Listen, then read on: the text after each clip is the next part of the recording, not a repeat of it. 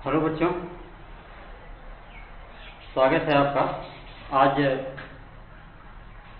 इस वीडियो में कक्षा 8 अध्याय 6 और अध्याय का नाम है उपनिवेशवाद और शहर, एक शाही राजधानी की कहानी। यही चल रहा था जिसमें आप औपनिवेशिक शासन में शहरों का क्या हुआ उसके बाद पढ़े थे। उसके बाद फिर आपने देखा था कि नई दिल्ली का जो निर्माण हुआ वो कैसे कैसे हुआ, उसकी प्रक्रिया क्या थी। और उसके बाद आपने देखा था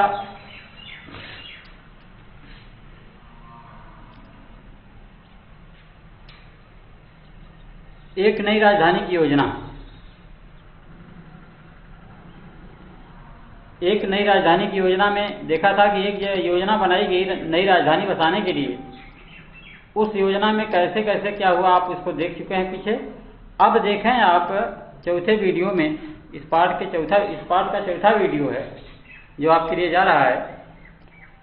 विभाजन के समय जीवन, जब हमारे देश का बंटवारा हुआ आज़ादी के बाद, आज़ादी के समय, तो उस समय का जीवन कैसा था,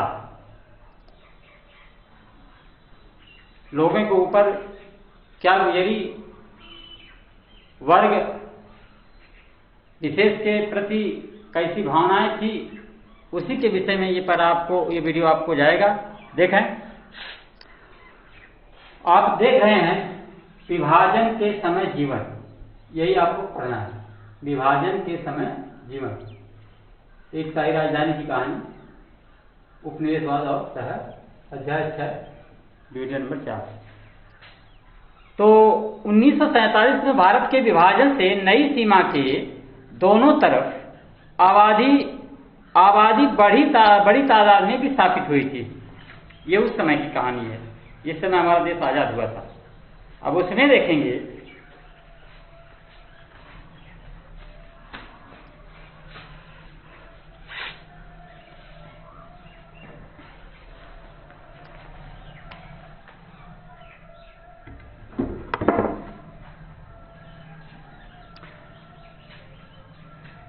इसका नतीजा यह हुआ कि दिल्ली की आबादी बढ़ गई, रोजगार बदल गए और शहर की संस्कृति बिल्कुल भिन्न हो गई। जो सभ्यता थी शहर की, जो रहन सहन था, वो बदल गया। स्वतंत्रता और विभाजन के कुछ ही दिनों बाद भीषण दंगे शुरू हो गए। दिल्ली में हजारों लोग मारे गए और उनके घर बार लूट कर जला दिए गए। दिल्ली से पाकिस्तान जाने वाले मुसलमानों की जगह पाकिस्तान से आए सिख और हिंदू शरणार्थियों ने ले ली। शाहजहानाबाद में लावारिस मकानों पर कब्जे के लिए शरणार्थियों के झुंड घूमने लगे। कई बार उन्होंने मुसलमानों को भाग जाने और उनकी संपत्ति बेचने के लिए मजबूर भी किया। दिल्ली के 2/3 मुसलमान पलायन कर गए थे, जिससे लगभग 44,000 मकान खाली हो गए। बहुत सारे मुसलमान पाकिस्तान जाने के इंतजार में काम चलाओ शिविरों में रह रहे थे। उस समय दिल्ली शरणार्थियों का शहर बन गई। दिल्ली की आबादी में लगभग 5 लाख की वृद्धि हो गई, जबकि 1951 में यहाँ की आबादी 8 लाख से कुछ ही ज्यादा थी। ज्यादातर लोग पंजाब से आए थे। वे शिविरों, स्कूलों, फौजी बैरकों और बाग बगीचों में आकर रहने लगे। उनमें से कुछ को खाली पड़े मकानों पर कब्जे का मौका मिल गया। बहुत सारे लोग शरणार्थी बस्तियों में रहने लगे। लाजपत नगर और तिलक नगर जैसी बस्तियां इसी समय बसी थी। दिल्ली में आने वालों की जरूरतों को पूरा करने के लिए दुकान और स्टॉल खुल गए। कई नए स्कूल और कॉलेज भी खोल दिए गए। जो लोग यहाँ से गए थे उनकी जगह आए शरणार्थियों की निपुणता और काम धंधे बिल्कुल अलग थे। पाकिस्तान जाने वाले बहुत सारे मुसलमान कारीगर, छोटे मोटे व्यापारी और मजदूर थे। दिल्ली आए नए लोग ग्रामीण भूस्वामी, वकील, शिक्षक, व्यापारी और छोटे दुकानदार थे। विभाजन ने उनकी जिंदगी और उनके व्यवसाय बदल दिए थे।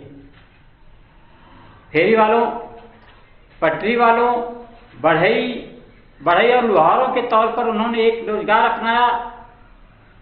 इनमें से बहुत सारे नए व्यवसायों में काफी सफल भी रहे। पंजाब से आई विशाल टोलियों ने दिल्ली का सामाजिक परिवेश पूरी तरह बदल दिया। भोजन, पहनावे और कला के हर क्षेत्र में मुख्य रूप से उर्दू पर आधारित शहरी संस्कृति नई रुचियों और संवेदनशीलता के नीचे दब गई। इस तरह से बंटवारे के समय, विभाजन के समय लोगों का जीवन चल रहा था। अब देखें पुराने शहर के भीतर क्या हुआ, कैसे हुआ, उसको देख लें।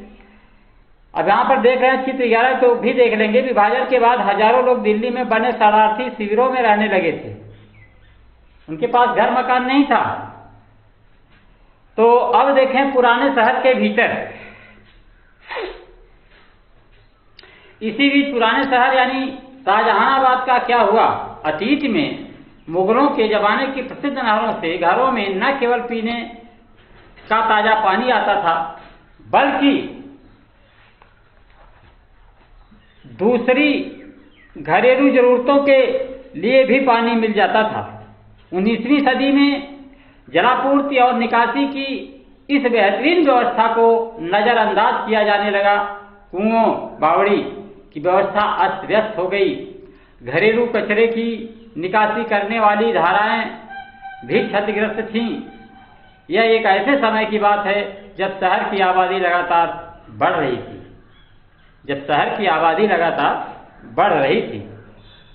टूटी फूटी नहरें इस तेजी से बढ़ती आबादी की जरूरतों को पूरा नहीं कर पा रही थी। 19वीं सदी के आखिर में शाहजहानी नालियों को बंद कर दिया गया और खुली नालियों की नई व्यवस्था विकसित की गई। जल्दी ही यह प्रणाली भी बोझ से चरमाने लगी। बहुत सारे अमीर लोगों को सड़क किनारे बहती नालियों और उफनते खुले नालों की बदबू परेशान कर रही थी। दिल्ली म्यूनिसिपल कमेटी एक अच्छा निकासी व्यवस्था पर पैसा खर्च करने को तैयार नहीं थी। तथापि उसी समय नई दिल्ली के इलाके में निकासी व्यवस्था पर लाखों रुपए खर्च किए गए थे। तो इस तरह आप देख रहे हैं कि यहाँ जिस दिल्ली को, नई दिल्ली को अंग्रेजों ने अपनी राजधानी बनाया,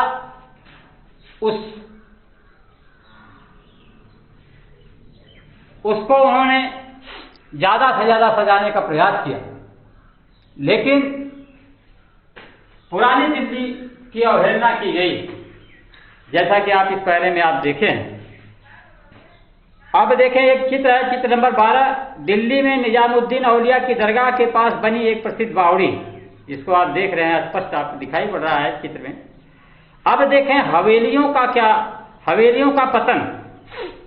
जो हवेलियां थी उनका क्या हुआ। 17वीं और 18वीं शताब्दी में मुगल कुलीन वर्ग भव्य हवेलियों में रहता था। 19वीं सदी के मध्य का नक्शा देखने पर ऐसी कम से कम 100 हवेलियां दिखाई देती हैं। ये 4 दीवारियों से घिरे दालान और झरनों वाली भव्य इमारतें थी। चित्र 13 को देख लें। 19वीं सदी के आखिर में दिल्ली का चांदनी चौक। आगे देखें।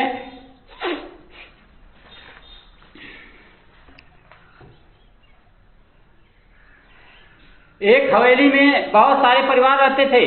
खूबसूरत फाटक से भीतर जाने पर हवेली के अंदर आप एक खुले अहाते में पहुंच जाते थे। इसके चारों तरफ मेहमानों और कारोबारियों के लिए सार्वजनिक कमरे बने होते थे, जिनका सिर्फ पुरुष ही इस्तेमाल करते थे। भीतरी दालान और कमरे परिवार की औरतों के लिए होते थे। हवेली के कमरों का कई कामों के लिए इस्तेमाल होता था। उनमें फर्नीचर बहुत कम होता था। यहाँ तक कि 19वीं शताब्दी के मध्य तक भी कमर अल दीन खान की हवेली में कई इमारतें थीं। उनमें गाड़ी वालों, तंबू लगाने वालों, डेरा वाले, मसालची, खातेदारों क्लर्कों, घरेलू नौकरी के रहने का इंतजाम था, घरेलू नौकरों के रहने का इंतजाम था। बहुत सारे मुगल अमीर ब्रिटिश शासन के समय इन विशालकाय इमारतों को संभालने की हालत में नहीं थे। फलस्वरूप हवेलियां बंटने लगी, उनके हिस्सों को बेचा जाने लगा। हवेलियों के जो हिस्से सड़क पर खुलते थे वहां दुकानों या गोदाम बन गए। कुछ हवेलियां नए उभरते व्यवसायी वर्ग के नियंत्रण में चली गईं। बहुत सारी उपयोग में न होने के कारण बेकार हो गई।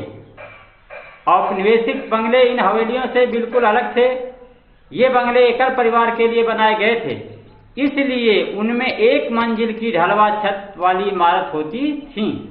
ये बंगले आमतौर पर 1 या 2 एकड़ के खुले स्थान पर बने होते थे। इनमें रहने, खाने और सोने के कमरे अलग अलग थे। अगले हिस्से में एक लंबा बरामदा होता था। कई बंगलों में 3 तरफ बरामदा बनाया जाता था। रसोई घर, अस्तबल और नौकरों के क्वार्टर मुख्य मकान से अलग हुआ करते थे। घर की देखभाल के लिए दर्जनों नौकर होते थे। परिवार की औरतें अक्सर दर्जियों या अन्य कारीगरों पर नजर रखने के लिए बरामदे में बैठती थी। तो इस तरह से आपका ये चौथा वीडियो आपके पास जा रहा है। अब अगला वीडियो आपको आगे मिलेगा, इसके आगे का।